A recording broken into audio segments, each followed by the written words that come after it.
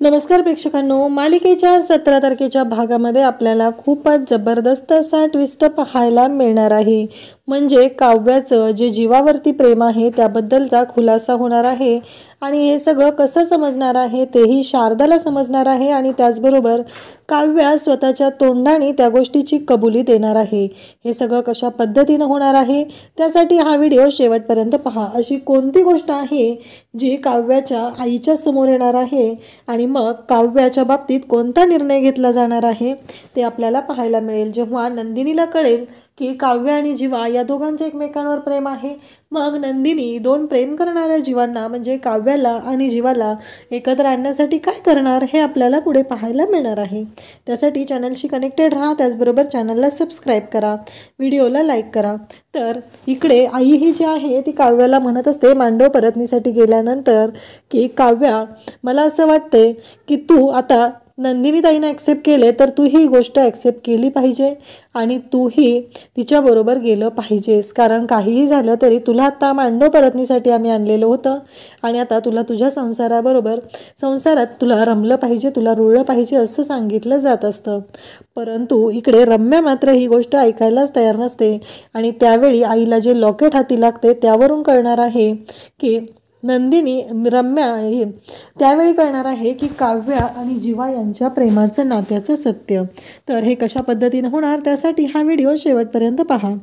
तर इकडे आपल्याला पाहायला मिळतं की धनंजय आणि शारदा दोघेही आता नंदिनी आणि काव्या यांना घेऊन जाण्यासाठी आलेले असतात आणि मग जेव्हा आल्यात काव्यावरूनच तंतनच आलेली असते, कारण तिला मात्र खूप वैताग आलेला असतो, तिला या गोष्टी नको वाटत असतात। तिला असं वाटत असतं काहीही झालं तरीही मला हे लग्न नको आहे आणि तिने डिवोर्सची तयारी सुरू केलेली असते। तिला मात्र खूप मोठा धक्का बसत असतो, त्यामुळं तिनं ठरवलेलं असतं की लवकरात लवकर मी डिवोर्स करणार आहे, काहीही झालं तरी मला हे नातं टिकवण्यामध्ये इंटरेस्ट नाही आहे, मला हे नातं टिकवायचं नाही असं तिने ठरवलेलं असतं। आणि त्याचमुळं तिनं आता कोणाशीच नीट वागत नसते, आईवडिलांनाही दोष देत असते। तिचं असं म्हणणं असतं की तुम्ही माझ्या आयुष्याचं वाटोळं केलेलं आहे, तुम्ही माझ्यावरती जबरदस्ती केलेली आहे असं तिचं म्हणणं असतं। त्याचबरोबर इकडे आपल्याला पाहायला मिळतं की नंदिनी मात्र धावतच येते, आईला मिठी मारते, त्याचबरोबर तिच्या बाबांना बोलते, बाबांना मिठी मारते, दोघांशी बोलत असते, आई बाबा कसे आहेत असं विचारत असते। परंतु काव्या मात्र ती चिडलेलीच असते। नंदिनी आईला मिठी मारून ती रडत असते, कारण तिलाही दुःख झालेलं असतं, तरीही परिस्थितीबरोबर लढत असते, ती झगडत असते आणि परिस्थितीतून मार्ग काढण्याचा प्रयत्न करत असते। कारण काहीही झालं तरी कितीही अवघड वाटलं तरीही या गोष्टीतून मार्ग तर काढावा लागणारच आहे असं नंदिनीला वाटत असतं आणि त्यासाठी तिने हा निर्णय घेतलेला असतो। त्याचबरोबर काव्या मात्र त्यांच्याकडे पाहत असते। मांडव परतनीसाठी आता ते दोघंजण न्यायला आलेले असतात आणि आता मांडव परतनीसाठी जायचं असतं।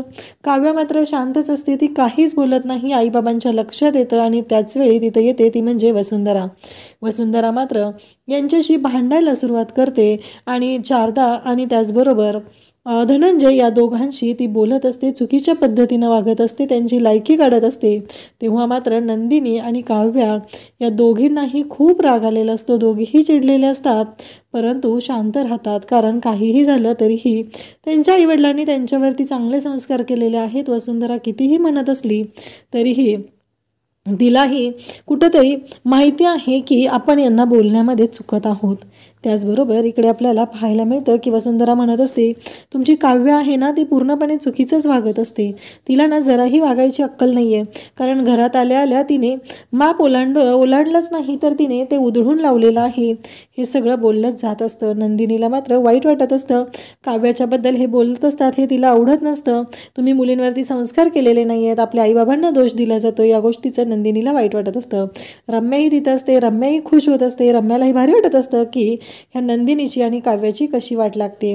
नंदिनी मात्र शांतपणे ऐकून घेत असते, कारण नंदिनीला त्या गोष्टीचं वाईटही वाटतच आहे, परंतु नंदिनी सध्या काही बोलत नाही, कारण परिस्थितीच अशी आलेली आहे, त्या परिस्थितीशी लढायचं आहे आणि या सगळ्या गोष्टी ती तिथे शांतपणे हँडल करत असते। त्याचबरोबर आता नंदिनी आणि काव्याला घेऊन धनंजय आणि त्याचबरोबर शारदा घरी येतात. तेव्हा घरी आरोशी मात्र वाट बघत बसलेली असते. ती म्हणत असते की एकदा का ह्या दोघी घरी आल्या की मग मात्र मज्जा येणार आहे, असं तिचं चाललेलं असतं. आणि ती मात्र म्हणते की आई, तुला माहिती आहे का, आज ना तू आपल्या काव्याला जे आवडतं ना तिच्या आवडीचं जेवण बनव, छान असं जेवण बनव, असं ती सांगत असते. त्याचबरोबर काव्या म्हणत असते, त्यांना तेवढी कुवत आहे का त्यांच्यामध्ये मला काय हवं आहे ते देण्याची, नाही माझ्या आवडीचं करण्याची. काव्याचं मात्र जे वागणं असतं ते चुकीचं असतं, घरातल्या सगळ्यांनाच वाईट वाटत असतं. काव्या ज्या पद्धतीने वागत बोलत असते ते पूर्णपणे चुकत असतं, हे सगळ्यांच्याच लक्षात आलेलं असतं. परंतु सगळेजण काव्याला समजून घेत असतात, कारण काव्याला असं वाटत असतं की सगळं तिच्या विरोधातच चालू आहे. कारण काव्याला भीती वाटत असते, तिच्या समोरच जीवा आणि नंदिनी एकत्र आहेत ही गोष्ट तिला सहन होत नसते. कारण तिचं प्रेम आहे जीवावरती हे फक्त आणि फक्त तिला स्वतःला आणि जीवालाच माहिती असतं, आणि तिने ही गोष्ट दुसरं कोणालाही सांगितलेली नसते. जीवाने तिला प्रत्येक वेळेस सांगण्याचा प्रयत्न केलेला असतो की काव्य आपण हे सगळ्यांना सांगूया, पण तेव्हा मात्र तिला ते नको वाटलेलं असतं आणि त्याच गोष्टीचा त्रास मात्र आत्ता तिला होत असतो. तिला असं वाटत असतं की हे सगळं जे काय आहे ते चुकीचं घडत आहे, तिला या सगळ्यातून मार्ग काढायचा असतो. तिने स्पष्टपणे इकडे सांगत नाही नंदिनीला की माझं जीवावरती प्रेम आहे. ती फक्त एवढंच बोलत राहते की आपण डिवोर्स घेऊया. तिने एकदा जरी स्पष्ट सांगितलं तर नंदिनी या सगळ्यातून लगेच मार्ग काढेल, पण तिला मात्र या गोष्टी ऐकूनच घ्यायच्या नसतात. तिला फक्त आकांतांडव करायचं असतं.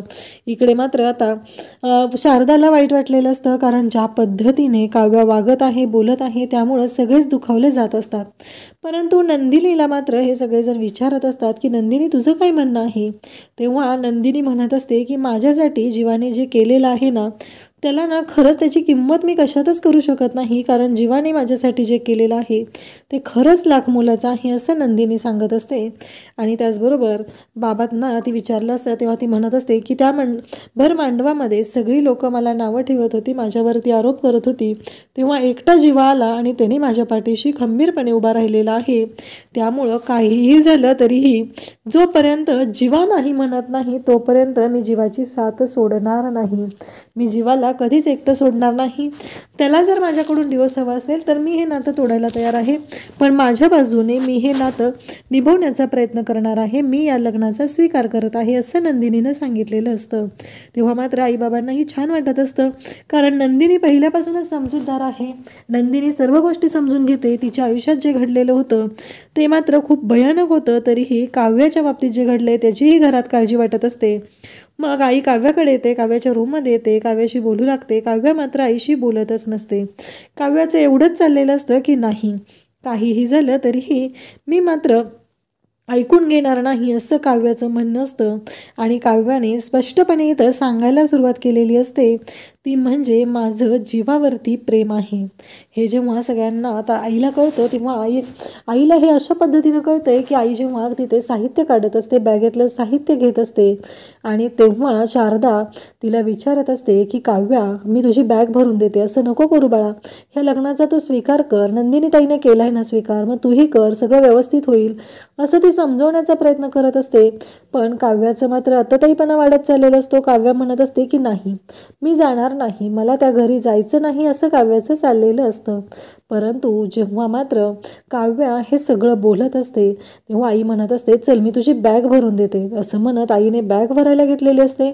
आणि मग ती काव्याची बॅग भरण्यासाठी कपाट उघडते आणि कपाटातलं काव्याचं साहित्य खाली पडतं, ज्याच्यामध्ये तिचे आणि जीवाचे फोटो असतात. त्यात जीवाने एक तिला लॉकेट दिलेलं असतं, त्या लॉकेटमध्ये जीवाचा आणि तिचा फोटो असतो, आणि नेमकं ते लॉकेट खाली पडतं आणि ते लॉकेट ओपन होतं. तेव्हा मात्र इकडे आईला धक्का बसलेला असतो. हे सगळं काय आहे. ते लॉकेट आई उचलते आणि काव्याच्या समोर पकडते आणि काव्याला म्हणते, म्हणजे तुझं आणि जीवाचं. तेव्हा काव्या सांगू लागते की हो, माझं जीवावरती प्रेम आहे, असं काव्या स्पष्टपणे सांगते. तेव्हा मात्र आता आईला धक्का बसतो, कारण काव्याचं जीवावरती प्रेम आहे म्हणून तर तिला एवढा त्रास होत आहे. ही जर गोष्ट आधी तिनं सांगितली असती तर काहीतरी करता आलं असतं, असं सगळ्यांचं म्हणणं आहे. आईचंही तेच म्हणणं आहे. परंतु काव्याने मात्र जी गोष्ट केलेली आहे, जीवाही तिला सांगत होता आपण सगळ्यांशी बोलूया, पण काव्याला मात्र ऐकायचं नव्हतं. काव्याला या सर्व गोष्टी ज्या आहेत अशाच पद्धतीनं ठेवायच्या होत्या. प्रत्येक वेळेस तिला जीवा समजवत होता, पण आज त्या गोष्टीचा त्रास मात्र काव्याला होत आहे. आणि इकडे आता बोलत आहे ती म्हणजे शारदा तिला समजवण्याचा प्रयत्न करत आहे, पण शारदाचंही बोलणं तिला ऐकायचं नाही. आता शारदा ही गोष्ट नंदिनीला सांगेल का? त्यानंतर नंदिनीची काय रिॲक्शन असणार आहे ते आपल्याला पुढे पाहायला मिळणार आहे. त्यासाठी तुम्ही चॅनलशी कनेक्टेड राहा, त्याचबरोबर चॅनलला सबस्क्राईब करा.